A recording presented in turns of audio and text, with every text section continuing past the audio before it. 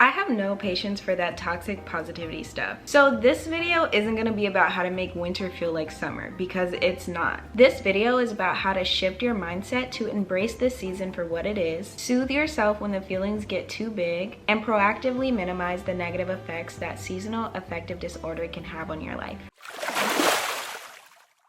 First, I just want to say it's okay to feel down. In a weird way, it kind of feels good, you know? Don't we all love a good cry, a heart-wrenching drama? Listening to a sad song as you stare out the window of the passenger seat or pretend that you're in an emo music video? This season gives us the opportunity to get in touch with those heavier emotions. I truly believe that winter is a gift because it allows us to process those negative emotions that have built up from all of the not so great times over the year and allow us to release those emotions before we step into a new year. I hate that we make it seem like negative emotions are throwaway emotions that we somehow need to fix. I can't help but think of all the hit songs, beautiful poems, mind-blowing inventions, and life-changing breakthroughs that have spawned from feelings of sadness, despair, frustration, even fatigue. The trick is to feel those heavy emotions without letting them drown you. And to do that, you have to do something with them. So make something, anything. When I was really anxious and a bit depressed a few years ago, I wrote short stories. They really gave me a way to make sense of and release how I was feeling. And it didn't matter if they were good, it just mattered that I created something with them. It felt like it gave the feelings meaning, and it helped me process what I was going through. Maybe it's not short stories for you, but if you have a craft, don't be afraid to incorporate negative emotions into your craft. Even if YouTube is your thing, incorporate those negative seasonal depression emotions into YouTube. As you can see, I'm doing that by literally making a video about seasonal depression. And if you don't have a craft, now is a really good time to pick one up. It doesn't matter if you've never tried it before, if you don't think you're gonna be good at it, it just matters that you find a way to transmute the feelings that are all jumbled up inside of you. But what if the emotions feel so heavy and overwhelming that it feels impossible to do anything with them right now? If this is you, you might feel like depression or anxiety are getting in the way of getting daily tasks done. For me, seasonal affective disorder usually doesn't show up as depression, it shows up as anxiety. And actually, I wonder if anyone can relate to this because I haven't really talked to anyone about this before. But towards the end of the year, I don't get the winter blues, I get the winter scaries.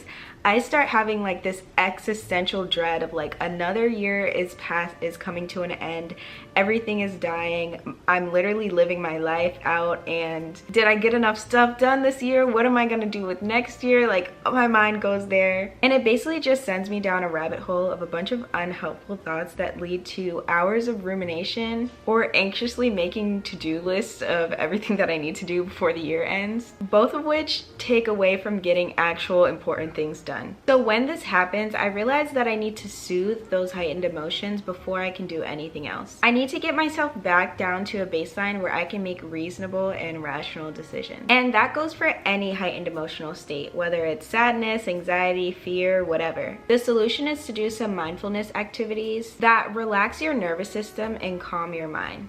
Here's 5 that I like to do. First is meditation. This can be a guided meditation from Headspace, or there's this channel I like called The Mindful Movement, and I will link to one of their meditations that I like for soothing your nervous system. Or these days, my favorite is just 10 big deep breaths followed by a body scan, but it kind of just grounds me and brings me back to the present moment and to a neutral state of mind. Next is stretching. Stretching is literally my secret weapon to being calm a lot of the time. Stretching is my go-to answer for any mood shift that I need. Emotions manifest as physical tension in our body, and we can physically ease those emotions by relaxing our muscles, and stretching is a great way to do that. And while you're stretching, you're also taking big deep breaths, which again helps to relax your body and mind. A couple of my favorite stretches are forward fold, child's pose, spinal rolls, and butterfly. Next is soothing music. I truly believe in the power of sound therapy, and if you're someone like me who has a really strong connection to music, then I think that you would benefit from this as well. Whether it's jazz, a sound bath, calming nature sounds, or just your favorite relaxing music, I think the reason that music is so powerful in helping us to relax is because we can hear music and we can feel music, and it really takes us out of our mind and back into our body and into the present moment. Next is warm water. Whether you're ingesting it through a warm cup of tea or letting it run over your body with a warm shower or bath, warm and hot water, if you can take it, is a really great way to calm your nervous system. And when you put this all together, this is my favorite routine for like helping to soothe myself. If I'm having a particularly anxious day, that evening I will turn on some jazz, get in a steaming hot shower, and then when I get out, I'll do some stretching, do a little meditation, and go to sleep. If that is not peace, I don't know what is. And lastly, if you've tried these or things like this and they're not really seeming to help you much, or you just need a bit more support, I highly recommend seeking out therapy from a mental health professional. I know there are big online platforms out there like BetterHelp, but also if finances are an issue for you, I would recommend checking out Open Path Collective because they offer virtual sliding scale therapy that ranges from $20 to $60 depending on how much you can pay. And I will leave links to both of those platforms in the description box. Okay, now that we've calmed ourselves down and we can think clearly, let's find ways to make sure we don't get overwhelmed by these emotions as often. There are habits and routines that you can stick to that can help minimize those intense feelings. Regularly and proactively incorporating activities that increase dopamine and serotonin and generally just keep you healthy can drastically improve your winter. Here's 5 that I like to incorporate into my life. The first is exercise. Don't get mad at me for bringing this up, but you know that when you just lay there and don't do anything, you continue to feel not that great. And when you actually get up and move around, you feel better. So a way to proactively help yourself feel better is to make it a priority to get some sort of movement in every day. Whatever exercise routine you like.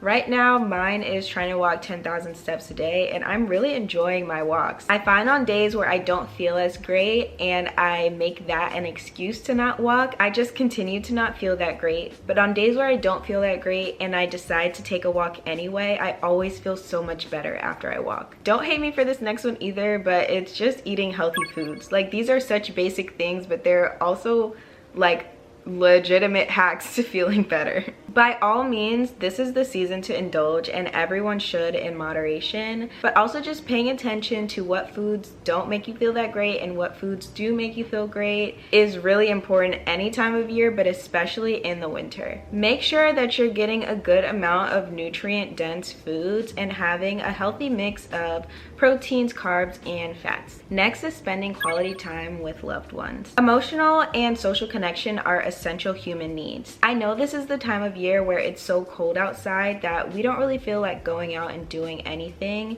and that can lead to isolation, which can lead to feelings of depression and anxiety. Even though it doesn't seem like it, you don't want to leave the comfort and warmth of your home.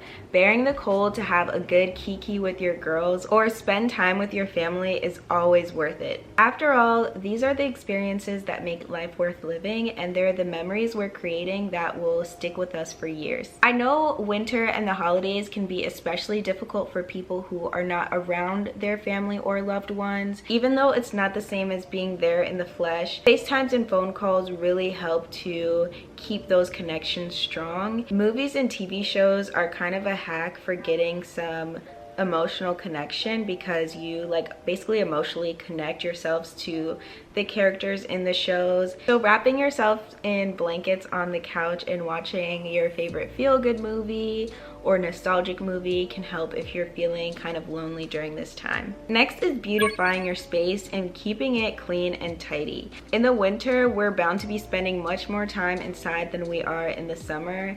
And if we're gonna be spending so much time at home, we might as well make it a place where we feel super comfortable, cozy, and that we actually like being in. You can do this by just making sure that you keep your space tidy as much as possible, or even refreshing your decor or your organization. And lastly, self-care routines. So I know I mentioned all of those things that can help to soothe you when you're feeling like super heightened and super intense emotions, but you don't have to wait to do those things until you're in that like super heightened state.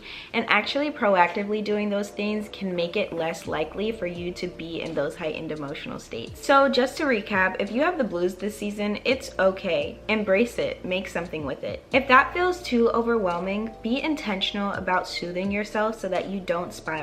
And put a self-care action plan in place to minimize the negative effects of seasonal depression where you can. Before I wrap the video up, I want to give one more secret to helping to feel better in this season, and it's by being generous. Acting in generous ways automatically puts you in a state of gratitude, which to me is like the ultimate feeling of joy, because it automatically tells you that you have enough to give. You don't have to have a lot of money or time or resources in order to be generous. Firstly, you just have to be willing to empathize with what other people are going through. The holidays are a great time for some and a really terrible time for others. And especially this year, there are so many things going on in the world that are making people not feel the best around this holiday season. Just remember that just like you may struggle with seasonal depression or having the holiday blues, other people are also trying to cope with these really difficult emotions. And so just be kind, be empathetic, be compassionate to others during this time.